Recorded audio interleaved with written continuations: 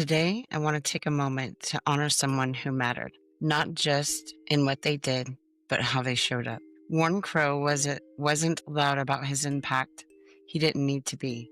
The kind of legacy he leaves behind is found in the people who felt steadier and safer or stronger because he was there. Warren had a way of being present. Really present. In the world that moves way too fast and listens way too little, Warren mattered. He showed up, and when it counted, he stood his ground when it was hard, and he left this world a better place than he found it. Even if he never asked for credit, those of us who knew him didn't just lose a person. We lost our steady point, a reminder of what consistency and loyalty looks like. And while his absence is heavy, his influence doesn't disappear. It lives on in the stories we tell, the lessons we carry forward, and the way we choose to show up for others. Because of him, and so today, we remember Warren Crowe with gratitude, respect, and that what he stood for does not end here. So thank you, Warren. You mattered and still do. Disclaimer. Before I go any further, I want to say that this episode discussed trauma, juvenile incarceration, abuse, death, and if any case this is too heavy for you today, it's okay to pause, step away, and come back when you are ready. This show is meant to support, not replace professional care. So take what helps, leave what doesn't, protect your peace. And one more thing, I have bronchitis. So if I sound like I've been singing with raccoons all night, that's why. This is A Soul Shelter, Season 3. Warren Alexander Crowe. He was born June 1978, and he passed in July 1996. This gallery belongs to him. This is his story, the way he never got to tell it.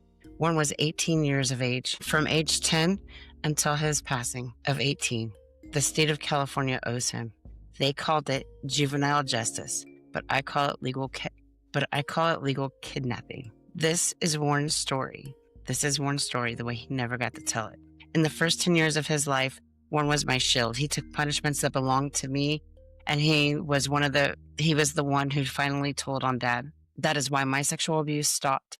But telling didn't save him. It sentenced him to something worse. He wasn't just my shield or my partner in crime, because we were terrible criminals, but enthusiastic. Mom threw out his dirty magazines she found under his bed. He dug them out of the trash and found some matches and lit every single one, page by page. The rituals of a 10-year-old trying to make sense of a world that made no sense. We used to steal Dad's Laffy Taffy, not because we were hungry, but because it was there, and taking it sometimes, it was our power. With hidden wrappers like trophies under our mattresses and buried in the sand, we had a secret stash of yellow evidence. After my great-grandpa died, my family moved into his house. My mom and dad gave Warren his old BB gun. It was the old pump kind. He would pump it 15 to 20 times and then shoot it at Lisa and I as we were moving targets. One time, he shot at Lisa and it hit that little metal piece on the top of her jeans and ricocheted back at him.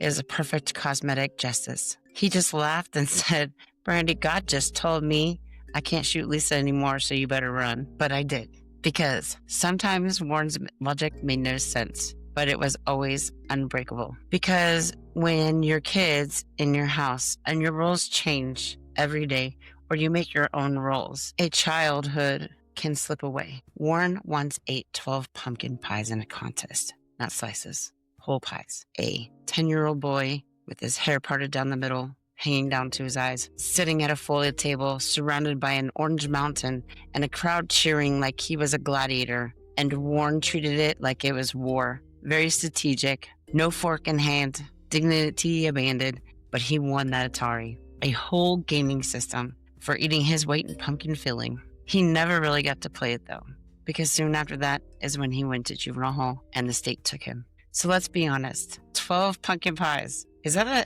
contest? Or was that a death wish without whipped cream? Warren made it look like it was training in everything he did. This was preparation for survival and something bigger that maybe we didn't know. He went from wearing Kmart clothes to coming out wearing Dickie clothes. Bottoms up, cowboy boots, and hair slicked back with 3 flower oils. He was changed. He wasn't the same Warren that went in. And it wasn't a better version of him. When Dad passed, Warren got his chained wallet.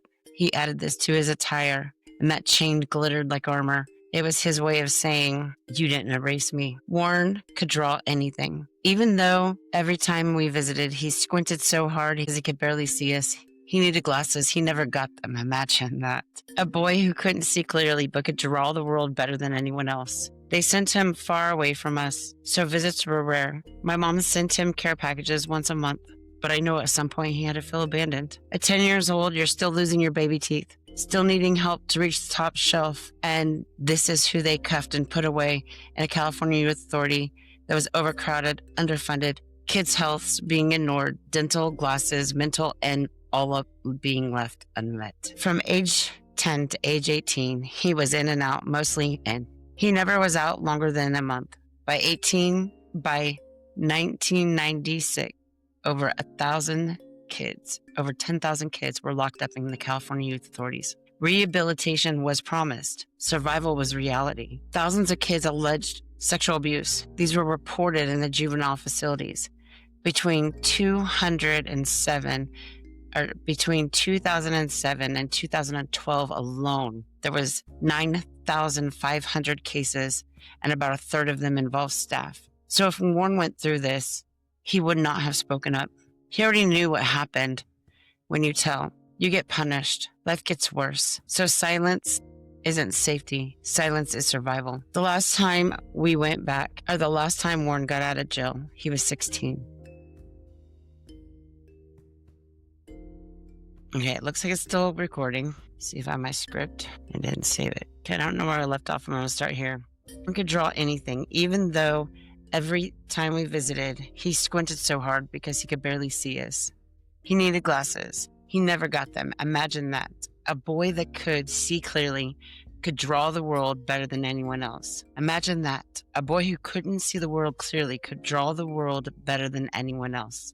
But visits were rare. Mom would send him care packages. I'm sure that he felt abandoned. First, okay, look, I already said that. So let's go back to start here. Thousands of allegations of sexual abuse has been reported in the juvenile facilities between 2007 and 2012 alone. 9,500 cases, and about a third of those involve staff. So Warren went through that, and he would not have spoken. He already knew what happened when you told. You get punished. Life gets worse. Silence isn't safety, it's survival. The last time he got out, he wasn't out very long, but he ran into someone who looked like my dad, a man we supposedly buried 3 years ago. My dad had been buried for 3 years. It's amazing that not long after that, he supposedly popped on a drug test for his PO. He popped on the very test that my 10-year-old brother took for him. So we knew he was being falsely arrested, but we didn't know why or for what. We couldn't very well say we know he passed the test because my other brother took it, because that's failing. However, we never believed my dad was gone. Not because we didn't want to believe, but because there had been more sightings of him than Elvis and less impersonators. And now that my brother has seen someone who looks like him and he's being arrested, things just didn't start adding up. July 1996, 1 month before his release, 1 month after his birthday, his 18th birthday, they claimed he unalived himself. But we looked at Warren's body. There were bruises everywhere but his neck. Stories kept changing. The math didn't add up, and it never worked out. 3 years earlier, we had buried my dad. And now, 3 years later, we're burying my brother next to a name that says my dad's name. Now we're burying my brother next to a headstone that bears my dad's name. My brother still has no headstone to this day. 2 funerals, 5 years apart. Addiction killed one, supposedly, and the system killed the other. Both left us in a survival wreckage. But it was profitable to the counties for the incentives to send kids away. These judges didn't decide based upon the children's actions sometimes. They based it on money. Warren was worth more locked up than he was free. A revenue stream in a jumpsuit. Before you act, ask yourself, will this leave a mark? And whose skin am I writing on? This is a temporary or permanent mark. Am I repeating someone else's ink? Would I wear this ink myself, and tell yourself, I will not be someone else's unintended tattoo. I will choose words and actions to heal, not scar. He told Warren drew pictures that I never got to see finished. He told jokes that I never got to hear the punchlines to. He protected me in ways that I'm still discovering. His 18 years weren't time served. They weren't time lived. It was survival, imperfectly, bravely, and protectively. Warren Alexander Crowe, your gallery stays open. Here's something that I want to talk about now. Something the system never warned you about. It's not a record. It's not a reputation. It's not even the trauma. It's the tattoos that no one's chipped. One person tries to leave it on you as they walk in and out of your life. They put names and labels and moments. They say things in anger. They said things in classrooms. They said things in hallways. They said things in locker rooms. They even pointed you out in a courtroom. You're the bad. You're the stupid. You're just like your parents. You'll end up just like them. You'll never get out of here. You'll never go anywhere. You're no good. And those tattoos are dangerous. Don't let anyone put those on you. The danger is when you start to wear them. When you grow up in survival mode, it feels like there's no way out. It feels like you've already decided there's no road that ends up where you want to be. They all end where you're standing. And when you're a kid, your brain fills those blanks in with lies. Yes, it is. This is as good as it gets. People don't like me. I need you to hear this very clearly. What you feel is real, but what conclusion it brings is false. I saw a post recently. It was a photo of someone in jail. It was like jailbirds. And I started reading some of the comments underneath it. And someone posted, "It's funny how all the popular kids end up in jail." At first, this sounds like a joke, a little revenge of some fantasy kind. But see, I'm telling you this because I don't want you thinking that the people putting these labels on you even matter in your life. Their labels, their opinions, they don't matter. They have no bearing on your life, where it's going, what it did, anything. So don't listen to them because life has many seasons, and the things that you are giving power to at 15 don't always have power at 25. Popular doesn't equal purpose. Fair doesn't equal strength. Control doesn't equal success. And the kids who are hurting you in early life often do it because they don't know how to build anything else or because they're hurting themselves. So if you're a kid being called names right now, the weird one, the quiet one, angry one, poor, foster, system kid, none of it matters. What they call you today does not predict who you stand to be tomorrow unless you let it. So believe in yourself and where you can go and what you can do.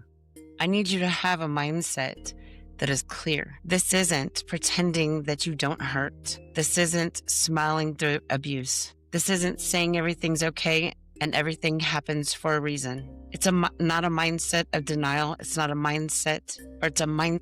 Remove that tattoo now before the ink sets in.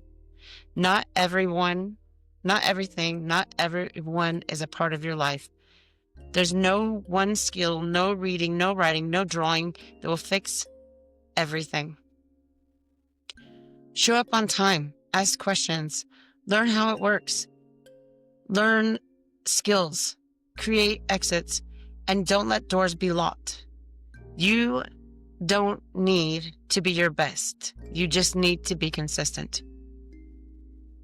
Pain can fuel, pain can place where you live. Using pain as an excuse not to move, moving in the wrong direction only extends the sentence and can only cause you harm. But you are responsible for where you go next. Use it for insight. Do not use it and use it for boundaries. Do not use it for empathy. Do not use it for anything but to build something you've never had before. You are not dumb. You are not broken. You are not unworthy, and your brain will adapt to survive. It means that you can adapt to build everything to change your circumstances, but only if you let go of the lies that have been stuck on you and never wear them again. So before I leave you with this gallery, before I carry on with a story, ask yourself, what tattoo am I keeping? Which tattoo ends here? And which tattoos do I choose to pass on? And make sure you are choosing the correct ones for you. I wish you would go check out my website. It is down right now, though. I am in the process of uploading more resources. I now have 510 resources. They don't just include food, clothing, housing. They also include jobs, help getting your car fixed, job training. They help with mental health and drug abuse. Anything that you may need help for, I am trying to add. And if anybody knows of anything that is not listed, please let me know. I want to add. I don't want anyone to be left out. I want everyone to get the help that they need to move on with their life so they don't feel like they're stuck in this vicious cycle that they can't get out of. And I hope you did enjoy this. I hope you like and subscribe so that this will get out to the person that needs it. And I pray for you every day that you will just move on with your life and stop living in a vicious cycle with your tattoos that aren't yours.